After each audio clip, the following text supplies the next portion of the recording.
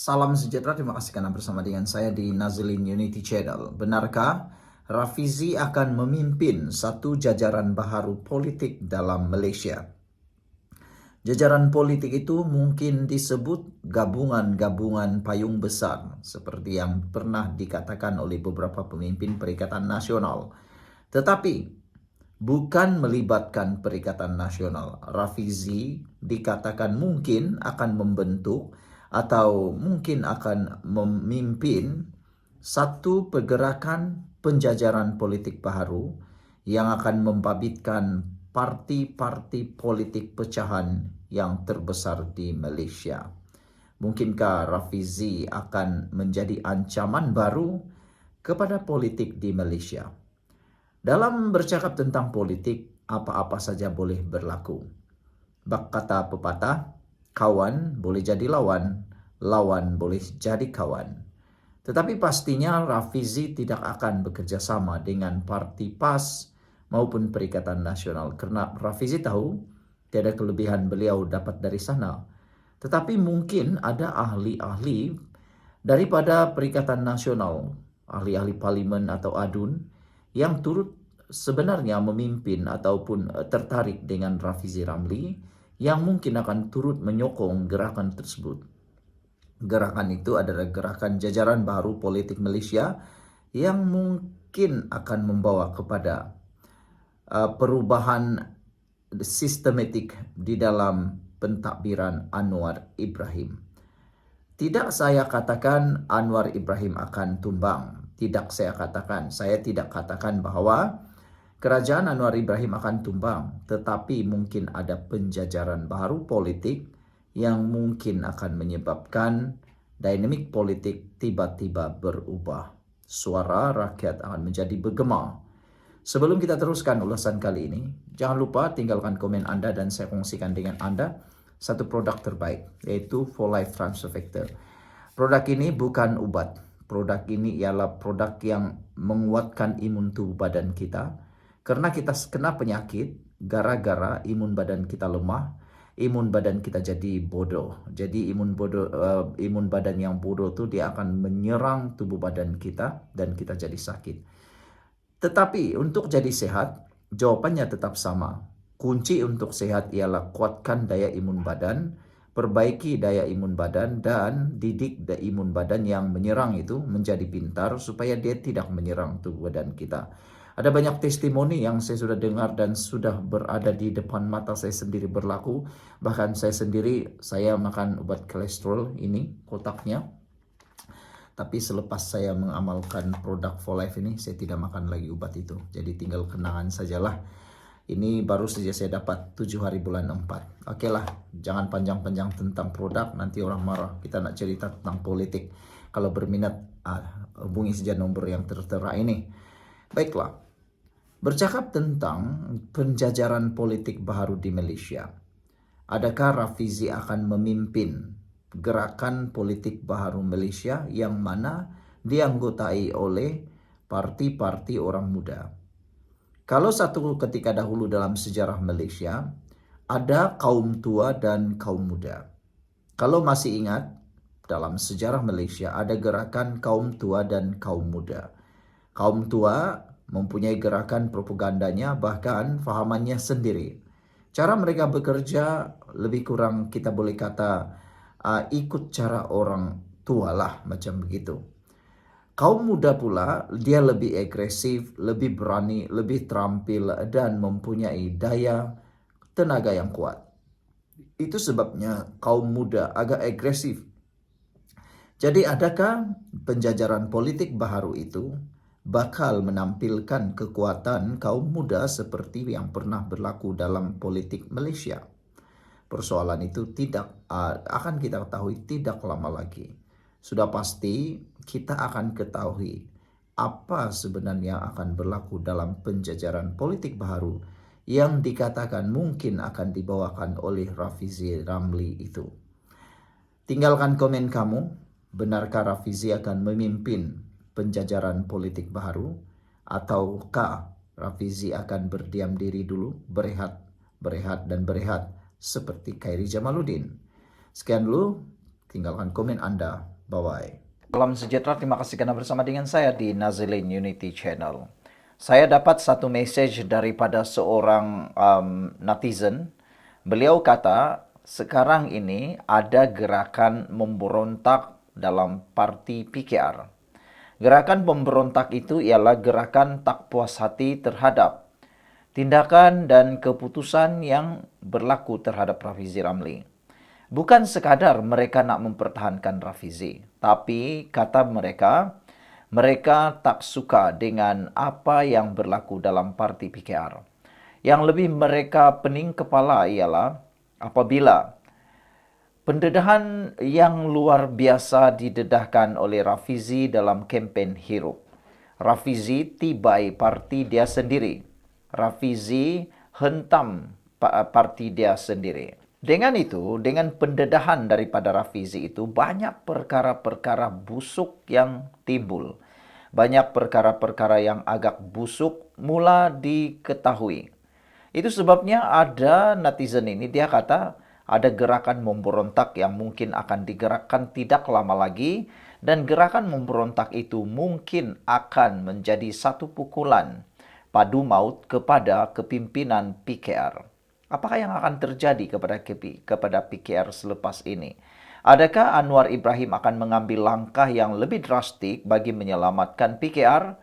Itulah soalan yang perlu kita jawab. Tapi sebelum itu saya nak kongsi dengan Anda semua satu produk For Life Transfector. Produk ini sangat bagus, dia bukan obat, dia adalah produk untuk meningkatkan imun tubuh badan kita. Secara ringkasnya, kita sakit karena imun badan kita lemah dan juga bodoh. Imun badan yang bodoh menyerang tubuh badan kita sendiri. Untuk kita jadi sehat, kita perlu menguatkan semula daya tahan badan kita yang dikenali imun itu, dan mendidik semula imun kita menjadi kuat semula. Dengan kekuatan daya imun itu, kita boleh bebas dan sehat selama-lamanya daripada penyakit kita, karena imun tubuh badan kita itu karunia daripada Tuhan Yang Maha Esa. Jadi cepat, siapa yang mau produk ini, cepat hubungi nomor tertera ini. Saya akan kongsikan dengan Anda bagaimana dan apa manfaatnya. Baru sebentar tadi ada seorang yang bertanya tentang masalah kencing kerap pada waktu malam dan berbuih kencingnya. Saya kata itu boleh diselesaikan. Siapa yang ada masalah sama seperti itu boleh hubungi saya. Oke lah. Nah, cerita sekarang ini tentang gerakan memberontak dalam PKR yang kononnya sedang digerakkan. Saya tertanya-tanya jugalah siapa dan bila. Siapa itu pula nak tanya satu hal. Siapa yang menjadi panglima memberontak itu? Siapa yang menjadi panglima perang kepada pemberontakan dalaman itu? Kalau betul itu terjadi, maka sebenarnya ada juga kebaikan dan keburukannya terhadap parti PKR atau mana-mana parti sekalipun. Kebaikannya ialah parti PKR akan menjadi lebih kuat. Parti PKR akan menjadi lebih matang. Parti PKR akan menjadi lebih dinamik dan teguh. Biasanya kita ada satu pepatah dalam sesuatu organisasi, apabila berlaku krisis hanya dua yang boleh berlaku akhirnya. Di ujungnya sama ada organisasi itu menjadi lebih kuat, teguh dan cekal, ataupun organisasi itu berkecai hancur dan bubar saja. Mana satu pilihan yang mungkin akan berlaku, itu sekarang ini sedang dimainkan oleh ahli-ahli PKR sendiri dan pemimpin-pemimpin PKR sendiri, termasuklah presiden dan timbalan presiden baru. Jadi, manakah dan siapakah yang akan menggerakkan? Saya tiada maklumat tentang itu. Mungkin Anda ada maklumatnya dan mungkin Anda boleh senaraikan maklumatnya. Jadi saudara, itu maklumatnya. Keburukannya kalau ada gerakan pemberontakan seperti ini ialah mungkin akan ada benar-benar keluar parti PKR, menyertai parti yang baru atau membuat parti yang baru. Kalau nak lompat parti ya masalah besarlah. Kalau Rafizi tiba-tiba lompat parti menyertai sokong Perikatan Nasional, Ini masalah besar, mungkin akan didenda dengan saman berpuluh-puluh juta. Tapi kalau dia bentuk parti baru, sokong Anwar Ibrahim, mungkin tiada masalah. Sebab sokongannya masih sama, tapi hanya tubuh parti baru. Mana satu yang akan berlaku? Sekian dulu untuk kali ini. Jangan lupa tinggalkan komen Anda. Salam sejahtera, terima kasih karena bersama dengan saya di Nazilin Unity Channel. Paling saya tak sangka ialah ada berduyun-duyun orang message saya di dalam WhatsApp. Mereka kata mereka sudah hilang kepercayaan terhadap Anwar Ibrahim. Mereka kata gara-gara case seakan-akan Rafizi Ramli ditikam dari belakang, membuatkan mereka kurang kepercayaan lagi terhadap Anwar Ibrahim dan PKR. Sehingga ada yang menuntut, kata mereka, lebih baik Anwar Ibrahim letak jawatan saja. Wah, sampai begitu hebatnya kemarahan mereka terhadap apa yang berlaku dalam politik dan juga pemilihan PKR baru-baru ini. Pemilihan PKR bukan saja membuatkan adanya kemasukan muka baru dalam politik Malaysia seperti Nurul Izzah Anwar. Sebenarnya sebagai seorang pengulas politik, saya melihat Nurul Izzah Anwar memang betul apa yang dinyatakan oleh para penganalisis. Bahkan para pengamal undang-undang, mereka kata hak Nurul Izzah untuk bertanding. Itu memang hak dia. Tetapi apa yang didedahkan oleh Rafizi betul-betul membuatkan kita agak tertanya-tanya. Apakah benar yang dinyatakan oleh Rafizi bahwa semuanya seakan-akan sudah diatur untuk beliau kalah? Bermakna Rafizi sudah tahu awal-awal tak perlu tanding pun dia tetap kalah. Tapi kenapa Rafizi tetap bertanding juga? Karena Rafizi kata dia ingin membawa suara rakyat Malaysia, suara reformasi yang sebenar. Pendedahan-pendedahan Rafizi ketika kempen Hiruk memang luar biasa. Sehingga kan ada orang kata kempen Hiruk yang dibuat oleh Rafizi merupakan satu manifestasi politik terkini Malaysia yang profesional dan harus ditiru. Baiklah saudara, saya nak kongsi dengan Anda semua satu produk yaitu For Life Transfector. Kenapa saya mau kongsi? Bukan saya karena mau jual ubat, bukan karena nak buka klinik dalam konten saya, tapi oleh kerana saya sudah mengalaminya, saya nak kongsilah. Oke, produk ini bukan ubat.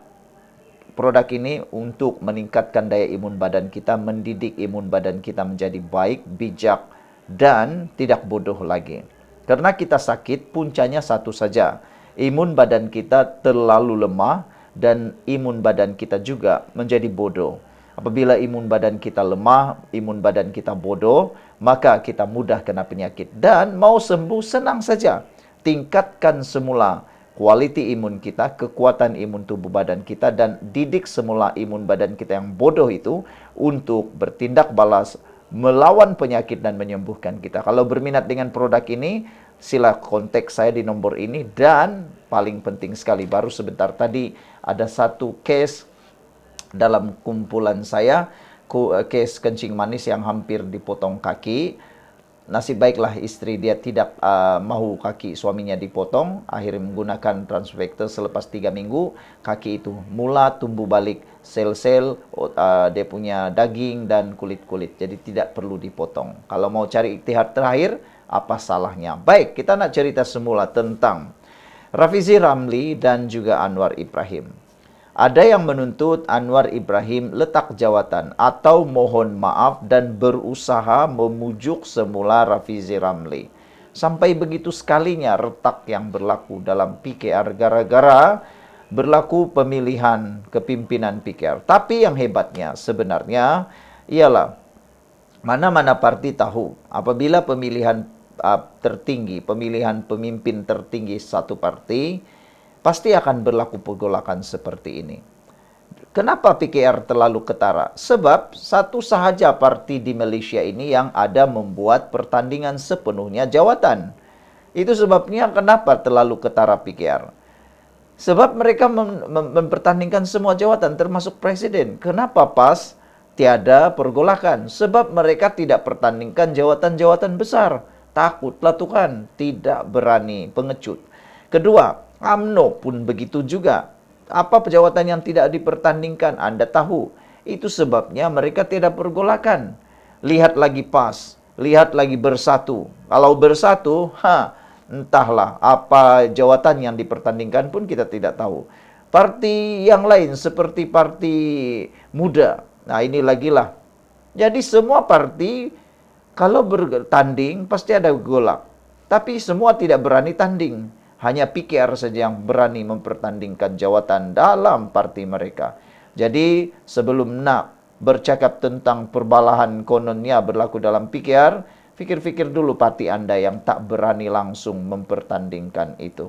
Oke, jadi sekian untuk kali ini. Apakah juga Anda setuju kalau Anwar Ibrahim letak jawatan? Pikir-pikirkanlah. Salam sejahtera, terima kasih karena bersama dengan saya di Nazilin Unity Channel.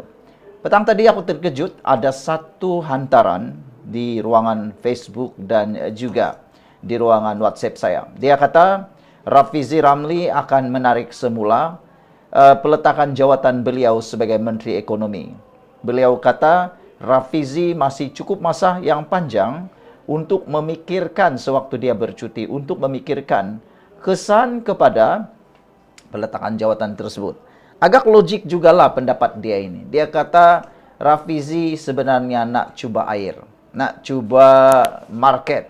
Adakah beliau masih diperlukan, betul-betul diperlukan, ataupun bagaimana? Adakah itu akan mencetuskan polemik yang besar atau tidak? Jadi tidaklah dapat kita menolak idea ataupun pandangan rakan kita ini apabila dia kata ada harapan Rafizi untuk tarik balik peletakan jawatan dia. Karena ada beberapa alasan yang baik yang boleh kita pikirkan bersama. Ingat, dalam politik Malaysia apa-apa boleh berlaku. Semuanya ada kemungkinan. Tiada yang boleh katakan tidak, tiada juga yang boleh katakan iya. Semuanya boleh berkemungkinan. Termasuklah Anwar Ibrahim mungkin akan letak jawatan. Itu pun tiada yang mustahil. Siapalah yang tahu pemikiran manusia? Hanya Tuhan yang tahu. Antara sebab yang boleh menyebabkan Rafizi menarik balik keputusan untuk meletakkan jawatan itu ialah kerana apa yang berlaku dalam keadaan politik sekarang. Mungkinkah Rafizi terketuk semula di hati, terdetik semula di hatinya untuk mahu melihat kestabilan semula berlaku dalam PKR? Ataukah beliau mula menyedari keperluan beliau untuk tetap kekal bersama dengan kerajaan ataupun kabinet? Saudara, saya nak kongsikan dengan Anda dahulu satu testimoni kesihatan saya. Saya ada masalah kolesterol baru-baru ini dan saya telah pun menemukan satu produk yaitu For Life Transfer Factor. Produk ini meningkatkan imun tubuh badan kita, dia bukan ubat. Kalau kamu kata saya jual ubat, tak apalah, saya hanya kongsi kepada Anda. Yang tak suka tidak apa, Anda boleh skipkan iklan ini. Tapi bagi mereka yang memerlukan kesihatan seperti saya atau mau kekal sehat, yang mahu menguatkan semula imun tubuh badan, hubungi saya di dalam nombor ini untuk mengetahui bagaimana untuk sembuh daripada penyakit Anda apabila imun Anda meningkat dan imun Anda menjadi baik. Kalau imun baik, kita sehat. Kalau imun jahat atau imun lemah, kita akan sakit. Oke. Cerita tentang politik semula. Apa yang menariknya ialah Rafizi Ramli seorang yang bijaksana. Beliau pasti sedang merancang sesuatu. Dalam hantaran terkini baru-baru ini Rafizi sudah pun memberitahu dia sudah ada perancangannya sendiri. Ada kemungkinan Rafizi akan menarik semula peletakan jawatannya. Itu pertama, mungkin terdetik di hati Rafizi selepas dia mencuba keadaan air, keadaan semasa, mungkin dia tarik semula. Ada juga yang mengatakan mungkin apabila kerajaan ataupun Anwar Ibrahim bersama dengan PKR berjaya memujuk Rafizi.